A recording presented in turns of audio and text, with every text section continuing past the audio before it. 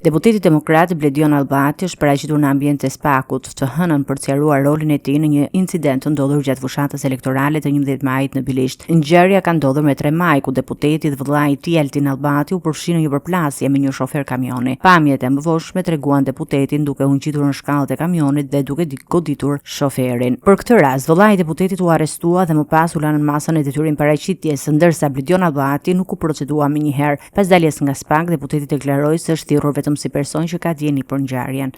Sa i përket çështjes time, isha për të sqaruar situatën e këtij konfliktit banal dhe të stisur nga Niko dhe çerrat e vet në fushat, me synim cënimin e imazhit tim edhe cënimin e procesit zgjedhor. Deklarova si person në djeni. Ky nuk është rasti i parë që Bledion Albati thirret nga prokuroria. Në tetor të vitit 2023 ai është thirrur për një incident tjetër gjatë një seance ku goditi me grusht deputetin socialist Vullnet Sinaj. Ngjarjet e fundit risjellin në fokus tensionet e mëparshme të deputetit me kundërshtarët politikë dhe procedurat ligjore që lidhen me to.